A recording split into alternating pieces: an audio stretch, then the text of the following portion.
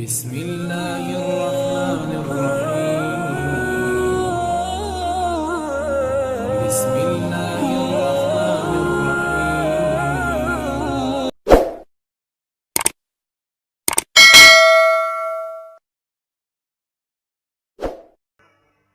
السلام عليكم ورحمة الله وبركاته. وعليكم السلام ورحمة الله وبركاته. بسم الله الرحمن الرحيم.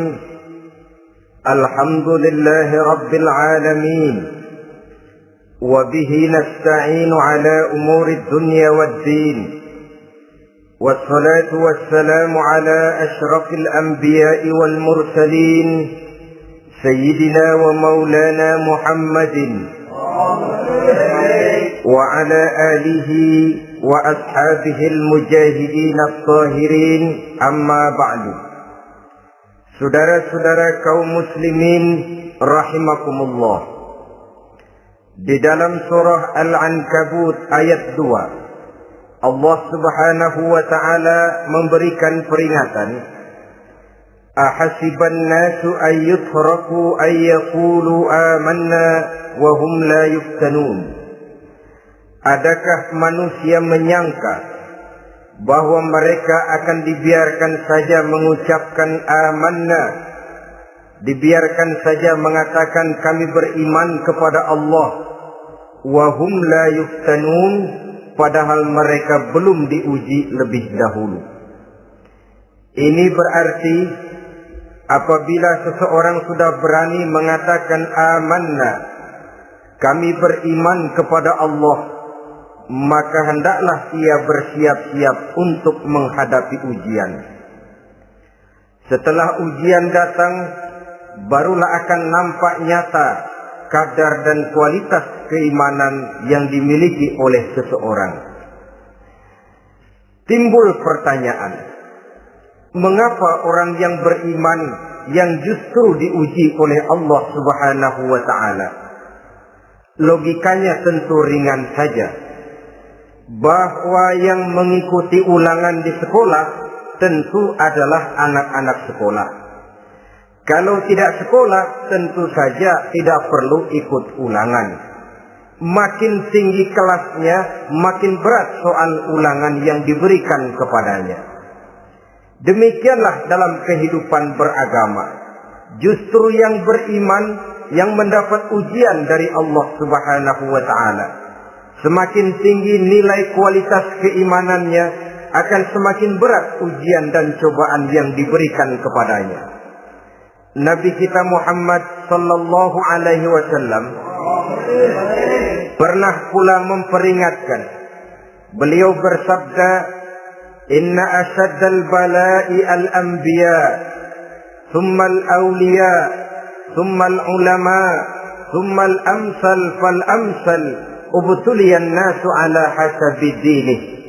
Sesungguhnya ujian yang paling berat adalah yang telah diberikan Allah kepada para nabi-nabi. Di bawah itu adalah para aulia, kemudian para ulama, bertahap ke bawah dan ke bawah, diuji setiap orang menurut keteguhan dan kekuatannya berpegang kepada agamanya.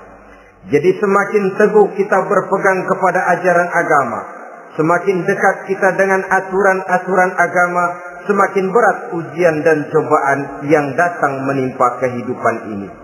Maka persoalan inilah yang akan kita bicarakan pada pertemuan kali ini, tentang cobaan-cobaan yang datang menimpa kehidupan kita. Pokok persoalannya adalah surah Al-Baqarah ayat 155. Allah subhanahu wa ta'ala menjelaskan jenis-jenis ujian yang diberikan kepada kita orang-orang yang beriman. Dalam Al-Baqarah 155 itu, Allah subhanahu wa ta'ala menjelaskan, وَلَنَبْلُوَنَّكُمْ بِشَيْءٍ مِّنَ الْخَوْفِ وَالْجُوعِ وَنَقْصٍ مِّنَ الْأَمْوَالِ وَالْأَنفُسِ وَالثَّمَرَاتِ وَبَشِّرِ الصَّابِرِينَ الذين إذا أصابتهم مصيبة قالوا إنا لله وإنا إليه راجعون. walanabluwannakum bisyai'im minal khawf, dan tentu dan pasti kata Allah, kami akan menguji kamu sekalian, kami akan mencoba kamu sekalian dengan sebagian kecil dari rasa takut, wal ju', rasa lapar, wa naqsim minal amwal wal anfusi was samarat, kekurangan harta, jiwa dan buah-buahan. Ada 5 macam jenis ujian yang dijelaskan di dalam Al-Baqarah 155 ini. Yang pertama, walanabluwannakum bisyai'im minal khawf. Kami uji, kami coba kamu dengan sebagian kecil daripada rasa takut. Setiap manusia terlahir dengan membawa 2 sifat. Yang kontroversil, akan disebut apa seseorang bergantung kepada sifat mana yang lebih menonjol di dalam dirinya.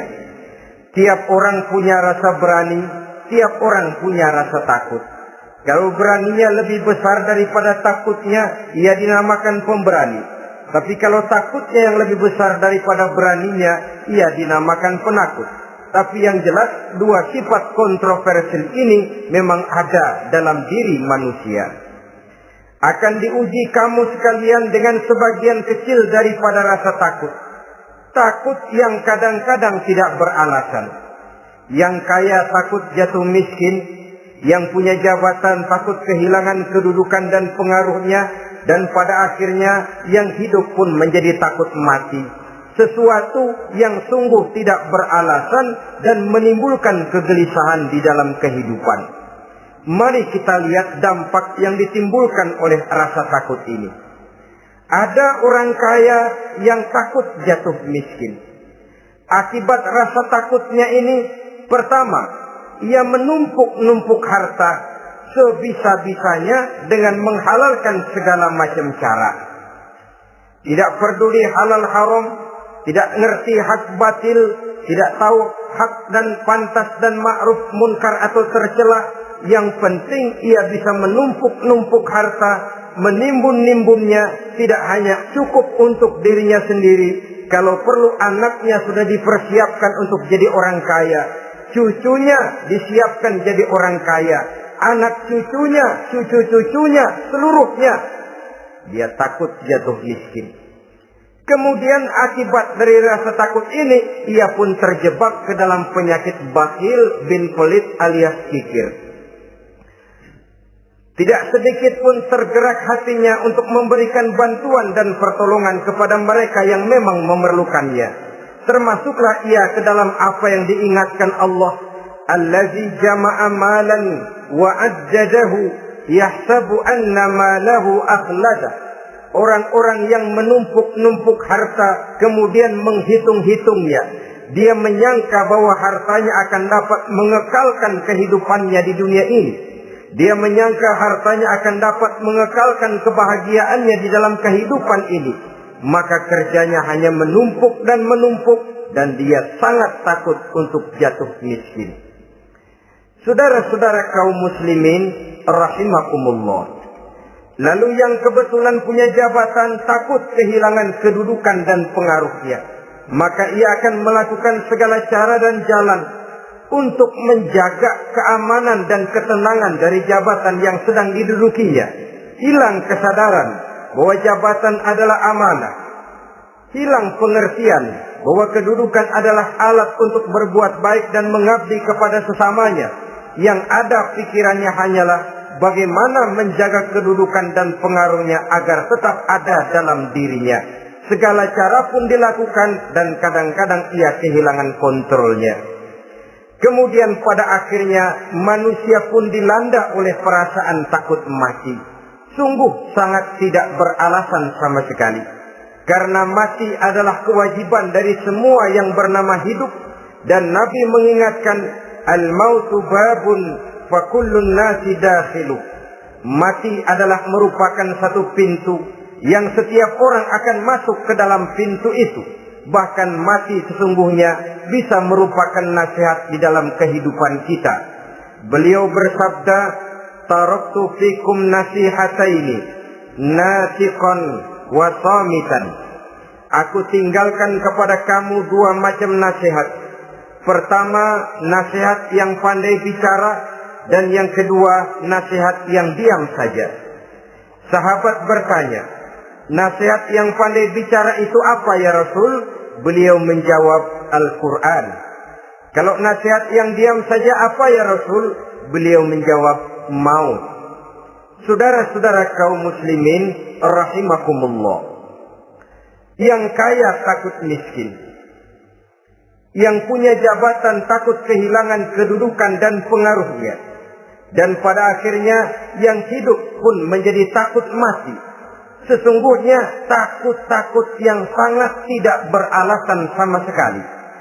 Jika orang kaya takut jatuh miskin, untuk itu kemudian dia menghalalkan segala macam cara untuk menumpuk kekayaan yang tidak akan habis dimakan selama 7 turunan, kemudian diiringi dengan sifat bakhil, sifat tertutup, sifat berpangku tangan melihat kesulitan dan penderitaan orang lain, maka sesungguhnya dia tidak merasa bahwa harta merupakan titipan dari Allah Subhanahu wa taala, bahwa ia merupakan alat dan bukan merupakan tujuan di dalam kehidupan ini. Takut miskin adalah satu penyakit yang mengakibatkan orang lupa diri dan lupa daratan. Takut kehilangan kedudukan dan pengaruh juga adalah penyakit yang menyebabkan orang menghalalkan segala macam cara untuk menjaga kedudukan dan jabatannya. Dan takut mati juga sebenarnya sesuatu yang tidak beralasan. Sebab siapa yang berani hidup harus berani pula menghadapi mati. Yang takut mati tidak usah hidup saja, karena mati adalah kewajiban bagi semua orang-orang yang hidup. Oleh karenanya, rasa takut yang tidak beralasan sesungguhnya merupakan ujian untuk menguji nilai-nilai keimanan yang ada di dalam diri kita. Orang kaya diuji dengan hartanya, pejabat diuji dengan kedudukan dan pengaruhnya, manusia hidup diuji dengan akan datangnya mati yang menjemput kehidupannya. Menghadapi ujian-ujian semacam ini, maka marilah kita menyadari, yang kaya tidak perlu takut miskin. Dari Allah harta itu datang, kepada Allah harta itu akan kembali. Yang punya kedudukan dan pengaruh tidak usah takut kehilangan kedudukan dan pengaruhnya, karena jabatan sesungguhnya merupakan amanah dari Allah Subhanahu wa taala yang harus digunakan dan dianggap sebagai kesempatan untuk berbuat kebajikan sebanyak-banyaknya. Saudara-saudara kaum muslimin rahimakumullah, ini bagian pertama dari ujian-ujian yang ada dalam Al-Baqarah 155. وَلَنَبْلُوَنَّكُمْ بِشَيْءٍ مِّنَ الْخَوْفِ, kami akan uji, kami akan coba kamu dengan sebagian kecil daripada rasa takut. Takut yang kadang-kadang saya katakan sekali lagi sangat tidak beralasan. Akibatnya bisa menimbulkan gejala-gejala yang aneh di dalam kehidupan kita. Saudara-saudara, yang kedua, walju, akan kami uji kamu dengan rasa lapar. Kelaparan belum tentu identik dengan kemiskinan. Bahkan di dalam surah An-Nahl ayat 112, Allah Subhanahu wa taala memberikan contoh yang sangat nyata dan jelas. Wa daraballahu masalan qaryatan kanat aminatan mutmainnah ya'tiha rizquha ragadan min kulli makan فكفرت بأنعم الله فأذاقها الله لباس الجوع والخوف بما كانوا يصنعون. Allah memberikan contoh bagaimana keadaan satu negeri yang makmur, aman, tenang, tentram. Rezekinya datang dari segala arah. Fakafarat bi'an'umillah, tapi sayang sekali penduduknya kufur dengan nikmat yang diberikan Allah Subhanahu wa taala kepada mereka. Akibatnya fa'azaqahallahu libasal ju'i wal khauf.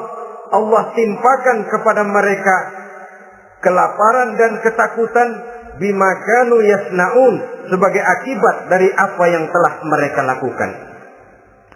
marilah kita melihat contoh dalam Al-Quran ini untuk mengadakan introspeksi di dalam diri dan kehidupan kita masing-masing.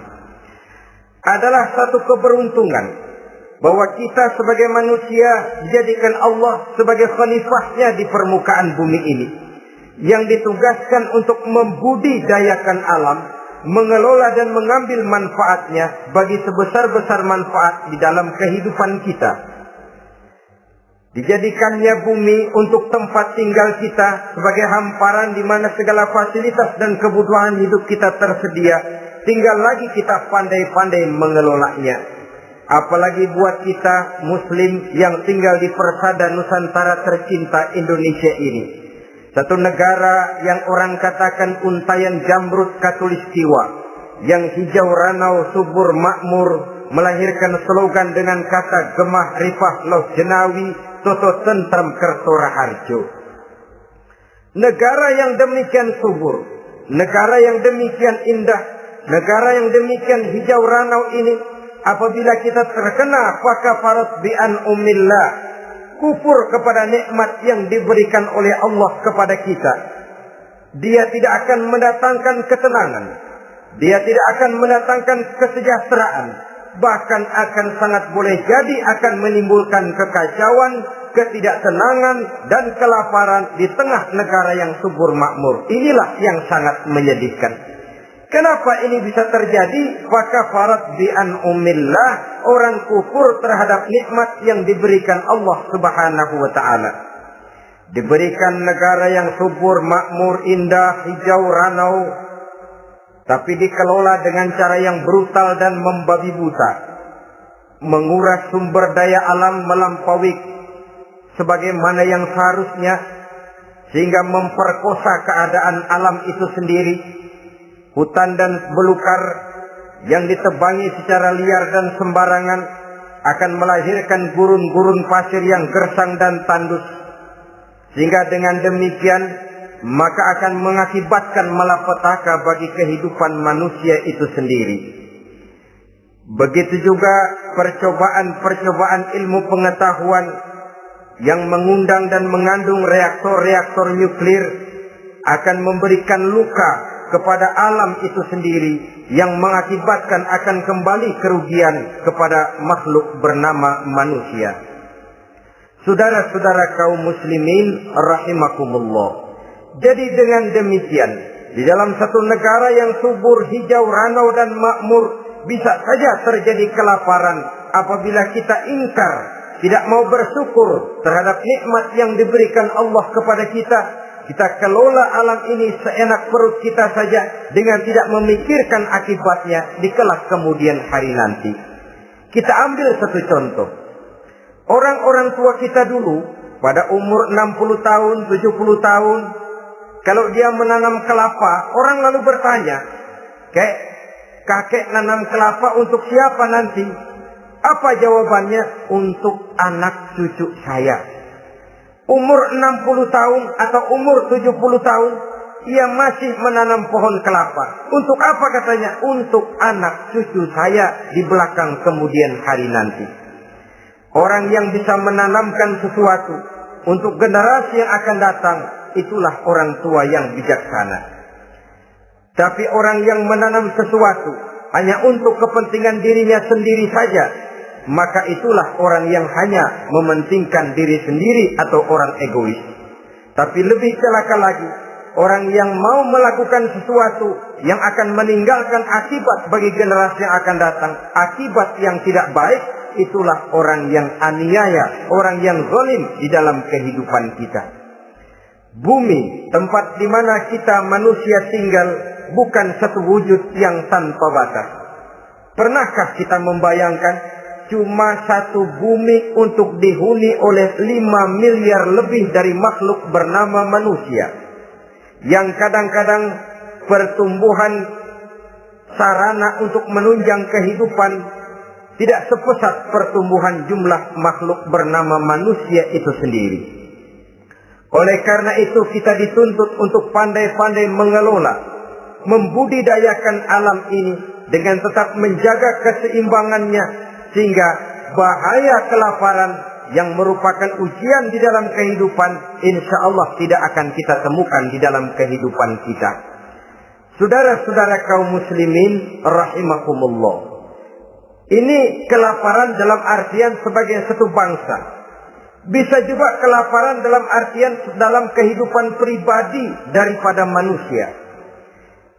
Hidup ini kata orang berjalan bagaikan roda pedati. Sekali tempo naik kita ke atas, lain saat turun kita ke bawah. Ada saatnya kita jaya, ada saatnya kita pun mengalami kemunduran. Oleh karena itu pasang surut kehidupan ini membuat orang seharusnya sadar bahwa pasang surut itu tidak harus menyebabkan pasang surutnya dia di dalam melaksanakan ibadahnya kepada Allah Subhanahu wa ta'ala. Kelaparan boleh jadi memang merupakan ujian untuk menguji nilai-nilai keimanan seseorang. Apabila dalam kondisi lapar imannya mantap, imannya teguh, imannya kuat, maka dalam kondisi di mana perutnya tidak lapar, tentu iman itu akan lebih bertambah mantap lagi. Kalau orang perutnya kenyang, kalau orang perutnya berisi penuh, lalu imannya stabil, kemudian pada saat kelaparan imannya pun mengalami penurunan, maka di situ nyata, di saat dia diuji dengan kelaparan, kualitas imannya ikut menyurut, mundur ke belakang, dan mengalami proses degradasi, proses peluncuran dan penurunan. Oleh karenanya, marilah kita menyadari Allah Subhanahu wa ta'ala senantiasa memberikan yang terbaik kepada kita bersama. Kelaparan, apabila kita terima dengan sikap lapang dada, tidak akan menyebabkan kita menjadi berbuat nekat. Tetapi kita tetap dalam kontrol, tetap dalam keadaan yang stabil, tidak keluar dengan melakukan perbuatan-perbuatan yang negatif. Bagaimanapun kita ingin membela dan mempertahankan kelangsungan hidup, betapa dan bagaimanapun kita ingin menjaga kelangsungan perut, namun kita tetap tidak keluar dari norma-norma dan kaedah-kaedah yang telah ditentukan di dalam kehidupan beragama. Inilah cobaan yang kedua yang ada dijelaskan dalam Al-Baqarah ayat 155 tadi berupa kelaparan. Yang ketiga, wa naqsim minal amwal, kekurangan harta alias kemiskinan. Kemiskinan, saudara-saudara, merupakan ujian dari Allah Subhanahu wa ta'ala untuk menguji sejauh mana kekuatan iman yang kita miliki di dalam kehidupan. Tetapi sesungguhnya bukan hanya kemiskinan, kekayaan pun pada hakikatnya juga merupakan ujian. Namun umumnya manusia akan lebih merasa diuji jikalau dia miskin daripada diuji jikalau dia menjadi orang yang kaya. Pada sisi lain kenyataan mengatakan banyak orang lulus ketika diuji dengan kemiskinan, tetapi gagal berantakan setelah diuji dengan kekayaan. Kemiskinan pun apabila kita lihat dari segi kehidupan bermacam bentuknya. Ada kemiskinan di bidang ilmu pengetahuan. Karena kemiskinan dan kebodohan memang merupakan dua saudara yang seakan-akan sekandung. Yang satu bisa menimbulkan yang lain, tapi paling celaka kalau keduanya sudah berjalan beriringan. Maksud saya, kemiskinan bisa menimbulkan kebodohan, kebodohan bisa menimbulkan kemiskinan, tapi yang paling celaka sudahlah miskin, bodoh pula. Miskin ilmu. Yang kedua, miskin akhlak. Ini lebih parah lagi daripada miskin ilmu. Kalau miskin ilmu orang sekedar goblok bin bodoh alias tolol, maka miskin akhlak ini menyebabkan orang kurang ajar, tidak punya budi pekerti. Sehingga dengan demikian miskin akhlak sesungguhnya lebih bahaya daripada miskin ilmu. Adapun miskin yang kita kenal pada umumnya dan juga yang dimaksud dalam ayat ini adalah miskin harta. Imam Ali karramallahu wajhah pernah memberikan peringatan. Kadal faqru ayyakuna kufran. Boleh jadi kemiskinan mendekatkan orang kepada kekufuran. Dengan kata lain, biasanya kemiskinan bisa membuat orang nekat. Kalau sudah nekat, maka bukan cuma harga diri yang terjual, bukan cuma keluarga yang terjual, bukan cuma nilai-nilai materi yang dimilikinya yang terjual, bahkan iman dan keyakinannya, akidah dan pandangan hidupnya pun tidak akan segan-segan digadaikannya, dijualnya untuk mengatasi kelaparan dan kemiskinan itu tadi. Padahal selalu diingatkan, pandangan dan keyakinan, iman sesungguhnya merupakan insan paling mahal, sesungguhnya merupakan mutiara paling berharga di dalam kehidupan kita. Maka kemiskinan memang merupakan ujian. Banyak orang yang kebal berhadapan dengan segala macam cobaan, tapi pada saat diuji dengan kemiskinan, ia tidak tahan diri, ia tidak sanggup menjaga dan mempertahankan akidahnya, maka akidah yang cuma satu-satunya pun ikut terjual juga adanya. Saudara-saudara kaum muslimin rahimakumullah, mari kita menelusuri bahwa sesungguhnya Nabi menyatakan, ajaban li amril muslim, inna amrahu kullahu lahu khair. Aneh kata Nabi, aku heran kata Nabi, urusan orang Islam ini sesungguhnya semuanya baik. Baik bagaimana? Kalau dia kaya, dia bersyukur, dan itu baik. Kalau dia miskin, dia bersabar, itu juga baik. Jadi kaya bagi orang Islam baik, miskin bagi orang Islam juga baik. Kalau dia kaya, dia kan bisa berkata, alhamdulillah saya kaya, mudah-mudahan harta ini bisa menunjang ibadah saya kepada Allah Subhanahu wa taala. Baik. Kalau dia miskin, dia juga berkata, alhamdulillah saya miskin, mudah-mudahan di akhirat nanti pemeriksaannya tidak lama-lama seperti orang kaya. Ya kalau melarat yang mau diperiksa apaan? Memang nggak punya apa-apa. Yang kaya boleh jadi pemeriksaannya rada seret, banyak sikutannya. Saudara-saudara kaum muslimin, dua persoalan ini baik kalau kita tidak salah terima. Mana yang lebih baik? Tentu yang lebih baik menjadi orang kaya yang bersyukur. Dan itu memang wajar. Kaya, syukur. Miskin, sabar. Yang luar biasa kalau mau tahu, miskin, syukur. Kalau kaya, syukur memang mestinya. Miskin, sabar. Ya mestinya lah. Miskin kagak sabar mau kemana? Tapi yang luar biasa sesungguhnya, miskin, syukur. Syukur bagaimana? Ya seperti saya katakan tadi. Alhamdulillah, mudah-mudahan di akhirat nanti pemeriksaannya tidak lama seperti orang yang kaya. Sehingga kata Nabi, setiap persoalan yang dihadapi umat Islam baik bagi dia. Miskin baik, kaya baik, asal orang tidak salah terima. Tapi sebaliknya, kalau salah terima, kaya lupa diri, miskin lupa daratan. Pada posisi di mana dia sebenarnya tidak bisa menerima kenyataan dengan baik, akhirnya kehilangan kontrol. Saudara-saudara kaum muslimin rahimakumullah. Karena itu pada pertemuan kali ini saya ingin mengajak kita bersama. Marilah kita menyadari betapapun kemiskinan yang datang menimpa, seluruhnya merupakan ujian yang datang dari Allah untuk menguji nilai-nilai keimanan kita. Jangan iman itu berubah, jangan akidah itu bergoyah, jangan keyakinan dan pandangan hidup itu tertukar dengan keyakinan dan pandangan hidup lainnya. Bahkan dalam kemiskinan, orang biasanya menemukan diri dan kepribadiannya.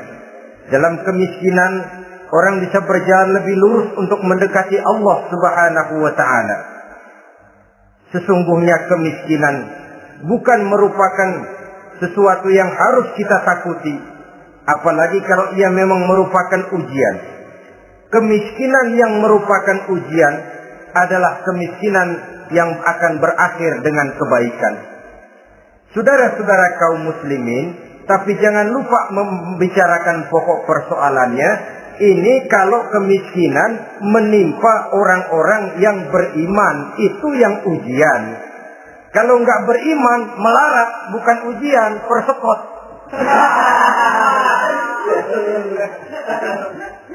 Nah, orang lalu bertanya, Pak, kalau orang kafir kaya bagaimana? Nah, begini saudara-saudara, dalam agama itu ada yang disebut nikmat, ada yang disebut istidraj. Kalau nikmat itu hanya diberikan kepada hamba-hamba yang beriman. Kalau istidraj itu diberikan kepada siapa saja yang mau berusaha. Tidak soal dia beriman atau tidak, tidak soal dia mau bersujud atau tidak, asal dia berusaha dia dapat. Itu yang dinamakan istidraj. Seperti orang mancing ikan, mesti diberikan umpan. Setelah umpan itu dimakan, tidak langsung ditarik, tapi diulur dulu. Sampai kira-kira mata kail itu nyangkut di leher si ikan, baru diangkat ikan itu ke atas. Dan sampai di atas kita bisa maklum nasib ikan tadi. Bisa digetok, bisa dibacok, bisa digoreng, bisa dipepes. Tapi yang jelas nasibnya merana. Maka kalau ada orang makin jauh dari agama, makin kaya, makin tidak mau sholat, makin berlimpah hartanya, saudara tidak usah heran, cukup dalam hati saja, ikan lo. Jangan keras-keras, marah dia.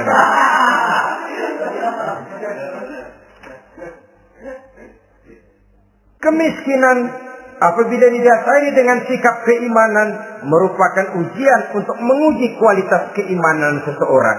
Bahkan satu hadis menyatakan apabila Allah mencintai seorang hamba, maka diujinya hamba itu karena Allah ingin mendengar liyasma'a tadarru'ahu, ingin mendengar ratapan orang tadi. Sama juga kita, kadang-kadang karena cinta benar kepada anak kita yang mungil, suatu saat kita ingin mendengar dia nangis, kita cubit dia. Bukan karena gemes, bukan karena benci, ingin mendengar nangisnya kok indah begitu. Saudara-saudara kaum muslimin rahimakumullah. Jadi jangan sampai ada pertanyaan, saya kan sembahyang rajin banget, kenapa miskin ya? Apabila sekali lagi didasari dengan sikap keimanan, maka kemiskinan merupakan ujian. Dan tentu anak sekolah itu kalau lagi ujian berat, capek, sakit hati, peras keringat, banting tulang, kepanasan, kehujanan, kenikmatan baru akan dia rasakan pada saat terima rapot pengumuman kenaikan kelas. Di situ kenikmatannya terasa. Demikian menghadapi ujian, kita cuma mengeluh. Kenapa ada rasa takut? Kenapa kelaparan? Kenapa kemiskinan? Di balik semua itu, apabila kita sudah merasakan naik kelas, akan terasalah kenikmatannya. Itu ujian yang ketiga.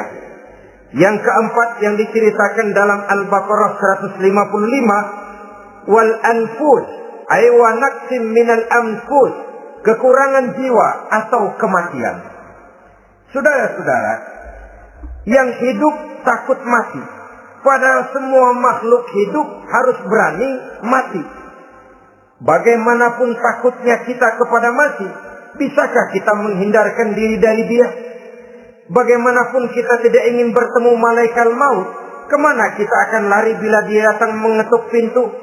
Bagaimanapun kita ingin menghindar dari pertemuan dengannya, kemana kita akan lari apabila dia sudah datang hendak menjemput nyawa? Karena itu memang ada satu prinsip yang dijelaskan oleh para ulama kita, iskariman au mut syahidan. Mati dan hidup dua hal yang tidak terpisahkan. Oleh karenanya, kalau memang hidup, hiduplah secara mulia. Kalau mati, matilah secara syahid. Hidup mulia atau mati syahid. Jangan terbalik. Hidup sia-sia, mati konyol. Nilai yang tidak ada artinya. Alangkah nikmatnya hidup yang berisi kemuliaan dan alangkah indahnya mati dalam nilai syahid. Saya ingin menyegarkan ingatan saudara-saudara kepada sikap Nabi Allah Ismail alaihi salam ketika menghadapi keputusan dari Allah Subhanahu wa taala memerintahkan Nabi Ibrahim alaihi salam untuk menyembelih leher anaknya Ismail, yang ini berarti adalah kematian.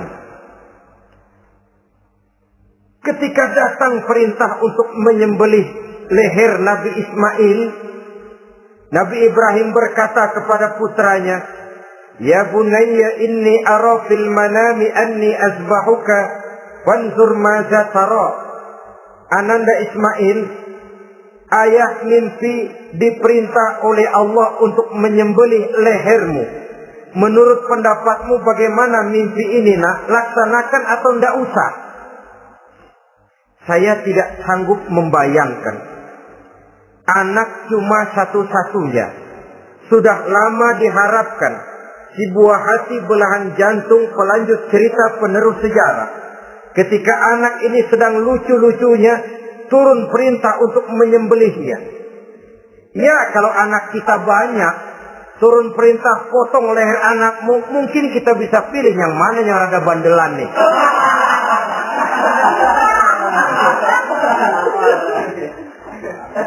Tapi ini anak cuma satu-satunya. Lucu, sudah lama diharapkan. Dan memang itu juga merupakan ujian kepada Nabi Allah Ibrahim.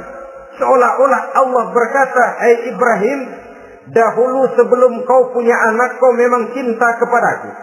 Sekarang setelah kau punya anak, masuk rasa cinta anak ke dalam hatimu. Buktikan Ibrahim, mana yang lebih besar, cintamu kepadaku, kata Allah, atau cintamu kepada anakmu. Sembelih leher anakmu." Ternyata kemudian sejarah menyatakan, Nabi Ibrahim cinta kepada Allah, beliau pun cinta kepada putranya. Tapi cintanya kepada Allah lebih besar daripada cintanya kepada putranya. Sehingga ketika turun perintah penyembelihan, itu pun dilaksanakannya, tapi tetap musyawarah dulu. Yakin itu memang perintah Allah, beliau toh mengajak dialog putranya. Ini yang penting dalam kehidupan kita. Dialog. Nah, bapak mimpi diperintah Allah untuk menyembelih lehermu. Menurut pendapatmu bagaimana, nak? Laksanakan atau tidak? Yakin itu perintah Allah, tapi asas musyawarahnya tidak beliau tinggalkan. Walaupun yakin orang tua berbuat untuk kebaikan anak, alangkah baiknya anak diajak bicara. Sehingga dengan hasil pembicaraan ini nanti kita akan mengerti gejala perkembangan dan kemauan dari jiwa si anak tadi. Saudara-saudara kaum muslimin, apa jawaban Nabi Allah Ismail yang ketika itu masih remaja? Beliau menjawab, "Ya abatif al-ma tu'mar, satajiduni insyaallahu minas sabirin." Bapak, jikalau memang ini memang perintah Allah, laksanakan saja Bapak. Tidak usah ragu. Mudah-mudahan nanti Bapak akan menemukan saya termasuk ke dalam golongan orang-orang yang sabar. Ini pantulan doa Nabi Ibrahim dahulu ya, ketika meminta seorang keturunan yang merupakan anak yang soleh. Jawaban dari anak yang soleh. Kalau memang ini perintah Allah Bapak, laksanakan saja. Saya insya Allah termasuk ke dalam golongan orang-orang yang sabar. Kalau Allah memerintahkan Bapak untuk menyembelih leher saya, silahkan Pak. Saya ikhlas, saya ridho, saya rela untuk memenuhi perintah Allah Subhanahu wa ta'ala. Ini jawaban anak soleh. Sebab itu sering saya katakan, kalau kita cuma punya anak pintar tidak soleh, mungkin jawabannya nggak begini. "Nak, Bapak diperintah motong leher kamu, nak, bagaimana pendapatmu?" Mungkin dia jawab, "Bapak aja yang tuaan, Pak."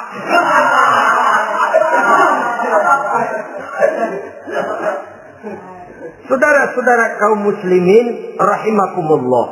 Jadi prinsip ini gugur memenuhi panggilan Allah. Hidup mulia atau mati dengan syahid. Dua pilihan yang harus dua-duanya bisa kita laksanakan. Iskariman aw mut syahidan. Kalau hidup, hiduplah dalam kemuliaan. Kalaupun mati, matilah sebagai syahid. Sebagai orang yang dikenang kebaikan dan kebajikannya. Sebagai orang yang dekat dan banyak berbuat untuk kepentingan agamanya. Jangan tidak tercapai kedua-duanya. Hidup tidak punya nilai, mati pun tidak punya arti. Sia-sia semuanya. Kita masih hidup, orang anggap enggak ada. Dalam istilah tauhid disebut wujuduhu ka'adamihi. Adanya sama dengan tidak adanya. Dia sih ada apa enggak ada sama gitu-gitu juga. Alangkah ruginya kalau ada kita dianggap sama dengan tidak ada. Apalagi kalau kita sudah tidak ada, ya tidak ada beneran. Iskariman aw mut syahidan. Hiduplah mulia atau matilah sebagai syahid. Saudara-saudara kaum muslimin rahimakumullah. Mati sesungguhnya juga merupakan ujian. Untuk menguji sejauh mana persiapan yang sudah kita lakukan di dalam kehidupan ini untuk menyambut.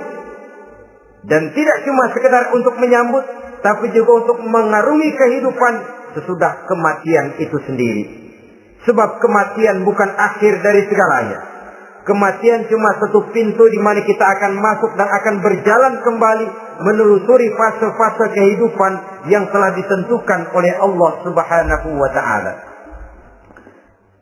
Saudara-saudara kaum muslimin rahimakumullah. Pembicaraan tentang kematian ini pun bisa kita evaluasi. Ada yang takut mati usahanya, ada yang takut mati karirnya, ada yang takut mati rezekinya, ada yang takut mati batinnya, ada yang takut mati jasmaninya, dan lain sebagainya. Seluruh ketakutan kepada kematian itu memang merupakan hal yang wajar. Ada yang takut mati usahanya, ada yang takut mati karirnya, ada yang takut mati rezekinya. Tapi kalau ketakutan itu lalu melahirkan perbuatan-perbuatan negatif yang menimbulkan penyimpangan, itu sudah di luar dari yang seharusnya. Kematian merupakan ujian. Menghadapi segala macam ujian termasuk kematian ini akan kita bicarakan pada bagian penutup nanti. Yang kelima, saudara-saudara, ujian yang dijelaskan dalam Al-Baqarah 155 tadi, wa naqsin minas samarat, kekurangan buah-buahan. Kekurangan buah-buahan bisa berarti paceklik. Ini juga bisa diakibatkan oleh apa yang dijelaskan dalam An-Nahl 112 tadi. Orang kufur kepada nikmat yang diberikan Allah Subhanahu wa taala. Orang jauh dari petunjuk-petunjuk agama, merasa segala persoalan bisa dipecahkan dengan kemampuan otaknya. Hilang rasa ketergantungannya kepada Allah Subhanahu wa taala. Maka usahanya bisa berakhir dengan yang tidak diharapkan. Sudah bikin target, tahun ini kita bakal panen raya besar. Tahu-tahu tikus ngamuk. Habis padi digarap oleh tikus, panen bisa gagal. Bahkan beberapa tahun yang lalu, kita masih ingat bagaimana ulat-ulat menyerbu pohon-pohon jambu. Ribuan batang pohon jambu. Ribuan pohon-pohon jambu itu mati. Lalu jambu-jambu itu tidak bisa lagi dimanfaatkan dalam kehidupan. Tikus yang menyerbu sawah. Ulat yang menyerbu pohon-pohon jambu. Angin topan, puting beliung, gempa bumi. Itu sudah proses-proses di luar kemampuan manusia untuk mendeteksinya. Disinilah manusia harus sadar bahwa setelah ia berusaha dan berusaha sesuai dengan keterikatannya kepada hukum alam, kepada sunnatullah, maka ia harus punya sandaran vertikal kepada Allah Subhanahu wa taala, agar bila usahanya berhasil, dia tidak lupa diri dan lupa daratan, dan apabila usahanya kemudian ternyata gagal, dia tidak menjadi putus asa, buruk sangka, sempit hati, sempit pandangan. Cobaan datang dari Allah Subhanahu wa Ta'ala berupa kekurangan buah alias paceklik.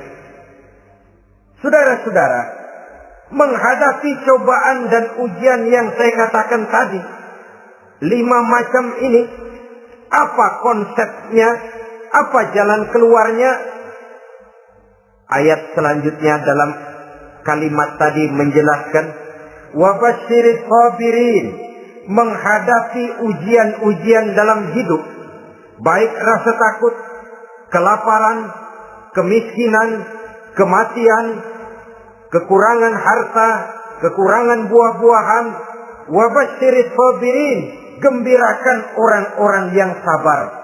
Menghadapi segala macam ujian tadi, gembirakan orang-orang yang sabar. Siapa orang yang sabar itu? Alladzina iza asabathum musibatun qalu inna lillahi wa inna ilaihi raji'un. Yaitu orang-orang yang apabila menghadapi ujian, ditimpa musibah, mereka berkata, sesungguhnya kami berasal dari Allah dan sesungguhnya kepada Allah pula kami akan kembali. Bukan cuma sekedar ucapannya, tapi penghayatannya kepada filsafat yang terkandung di dalam kalimat itu tadi. Maka jadilah dia semacam lipstik, jadilah dia semacam dekorasi. Apabila kita berjanji dan dalam hati kita sudah ada kemungkinan besar kita tidak akan datang, kita tetap menggunakan kata-kata insya Allah. Padahal yang jelas tidak akan mau datang adalah kita. Kita sandarkan dan kita kembalikan itu kepada Allah. Sesungguhnya kami berasal dari Allah. Sesungguhnya kepada Allah juga kami akan kembali.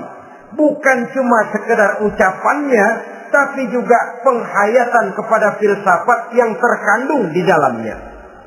Kalau suatu saat kita harus kehilangan harta yang kita miliki, kenapa tidak berpikir inna lillahi wa inna ilaihi raji'un?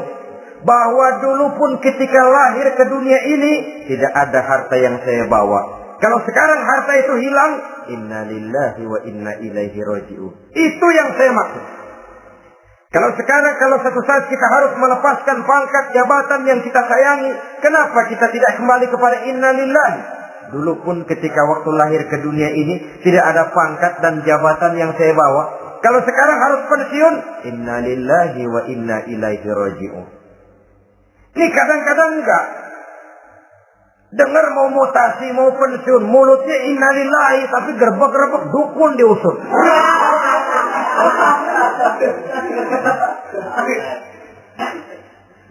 Keluarganya meninggal, mulutnya innalillahi, tapi nangisnya tetap nggak mau berhenti.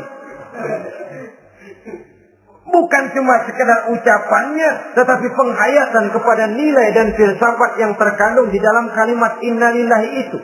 Sesungguhnya segalanya saja berasal dari Allah. Segalanya saja akan kembali kepada Allah Subhanahu wa Ta'ala.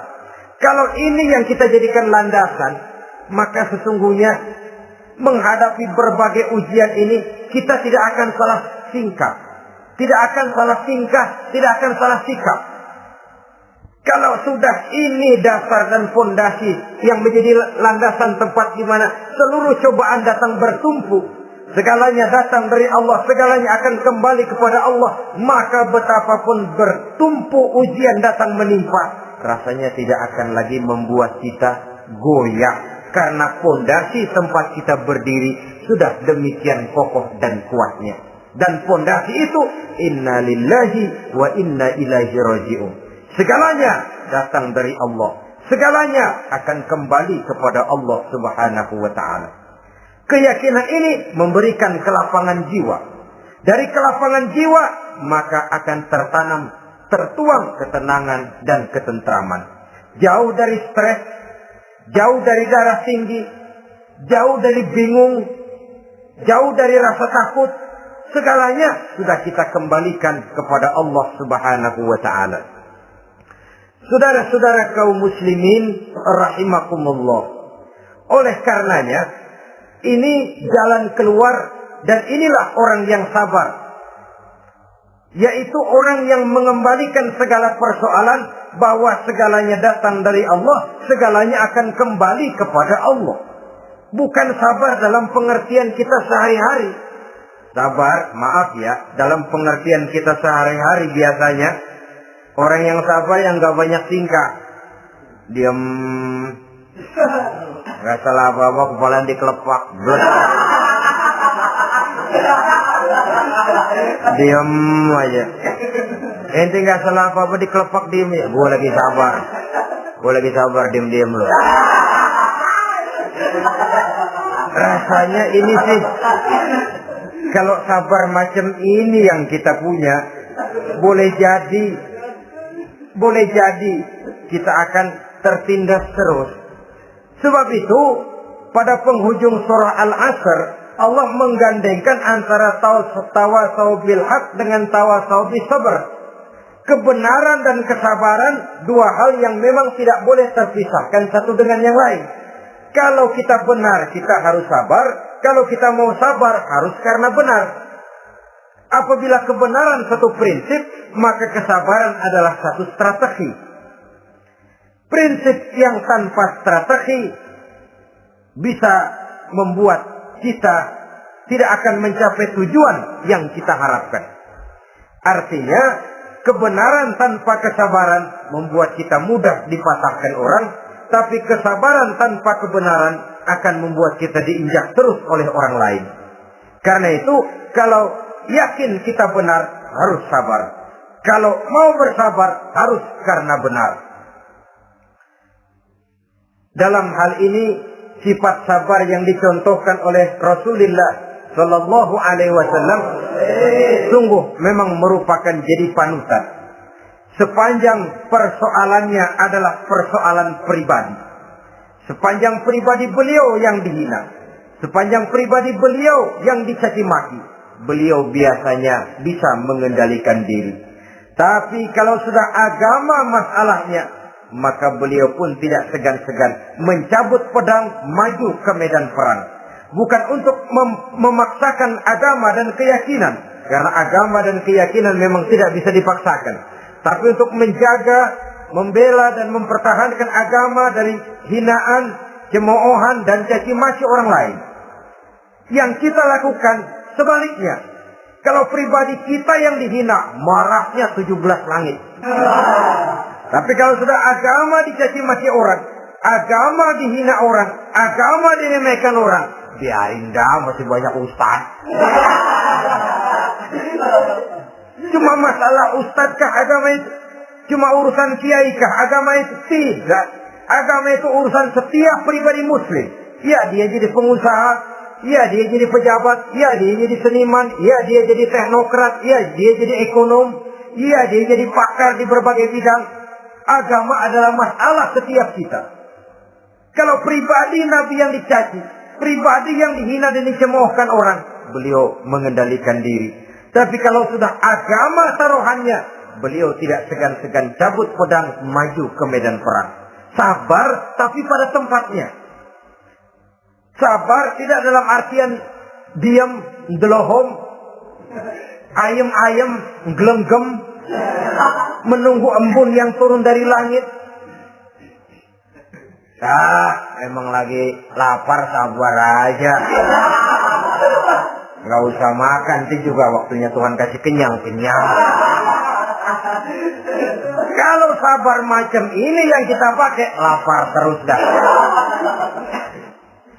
Emang giliran sakit, sabar aja. Gak usah berobat, nanti juga waktunya baik, sembuh. Mati terus dah.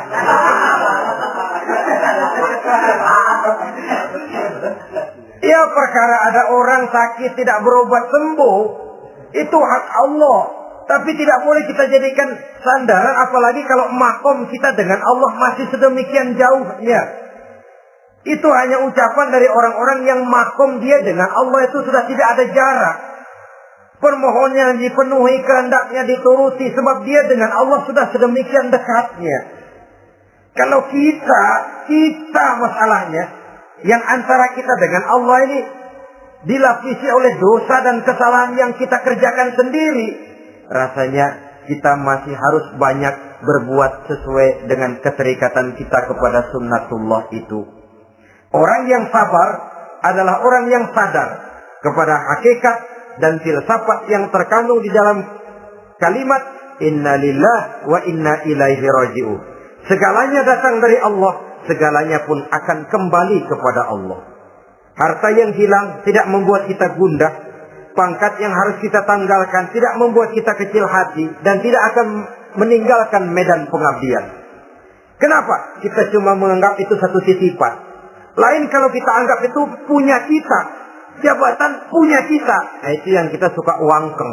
Saudara-saudara kaum muslimin, kesimpulannya banyak cobaan-cobaan dalam hidup.